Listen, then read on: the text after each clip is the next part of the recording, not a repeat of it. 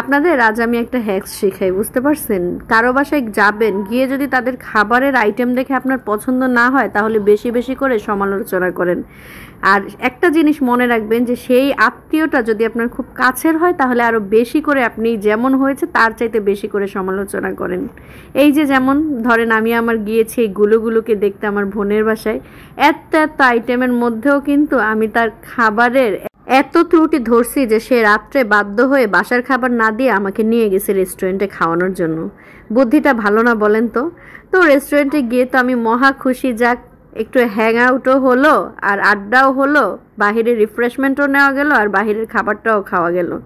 এই জন্যই আপনাদেরকে বলছি যে আপনাদের কাছের যারা আছে তাদের বাসায় গিয়ে যদি কোনো মতে খাবার ভাই পছন্দ না হয় তাহলে বেশি বেশি খাবারের ত্রুটি ধরবেন আর বলবেন যে এটা কী রান্না করছস তুই। ভাই ওর রান্না নিয়ে আমি এত কিছু বলছি, ও আর রাতে সাহসই পায় নাই খাবারটা আমাকে দেওয়ার জন্য। ও আমাকে তাড়াতাড়ি করে বলে, আপু চলো তোমারে নিয়ে বাহিরে খেয়ে আসি, আমার রান্না যেহেতু পছন্দ হয় না চলো। তো বাহিরে গিয়ে কি খাবো চিন্তা করলাম যে গ্রিল আর নান খাই, কারণ আমার কিন্তু রেস্টুরেন্টের খাবার এত খেয়েছি, খেতে খেতে এখন আর চাইনিজ ফুডগুলো ভালোই লাগে না। আমার কাছে এখন সবচেয়ে বেশি ভালো লাগে গ্রিল, নান, শিক এগুলো খাওয়ারই ক্রেভিংটা বেশি আসে। তো যেই কথা সেই কাজ, সে অর্ডার করে দিল গ্রিল এখানকার ভাই আজকাল আমার কি হয়েছে, ভয়েস দিতে গেলে একই শব্দ বারবার মুখ দিয়ে আসে, আর সেটা যে কি পরিমাণের উল্টাপাল্টা আসে তারই একটা এক্সাম্পল এই ভিডিওতে আমি রেখে গেলাম। মানে খালি কথা মুখে বেজে যায়, এত তোতলা হলে হবে বলেন তো? যাই হোক, আমি খাচ্ছিলাম, তো খাওয়ার কথায় যাই।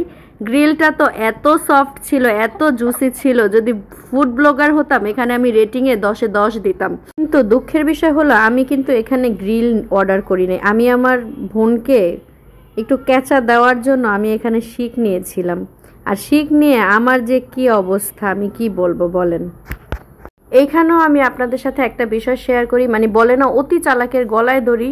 বোনরে ভালো করে ক্যাচা দেওয়ার জন্য গ্রিল না নিয়ে নিছিলাম শিক কাবাব। পরে তো মানে পস্তানো ছাড়া আর কিছু করার নেই। শিকের অবস্থা দেখে শিকটা একটুও মজা ছিল না, পুরো একদম ভিতরে সফটনেস ছিল না, শক্ত শক্ত ছিল। আর ওরা চিকেন নিছে, ওদের চিকেনটা দেখে আমি বলে হায় হায় আমি কি করলাম, নিজের কপালটা নিজে খাইলাম, এটা হইল।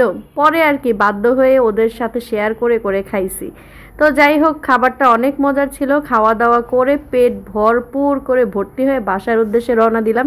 আর সেদিন ছিল হলো পহেলা বৈশাখের রাত ছিল ভাই। বাসায় আসতে আসতে এত সুন্দর সুন্দর ভিউ দেখছি, মানে মনে করেন আমার পহেলা বৈশাখ একদম সেই লেভেলের কাটছে। আর অনেক এনজয় করতে করতে, মজা করতে করতে রাতের শহর দেখতে দেখতে বাসায় চলে গেলাম। তো আজকের মতো ভিডিওটা এখানেই। যদি ভিডিওটা ভালো লাগে like, comments and share please. Tata, bye bye, have fun, খোদা হাফেজ।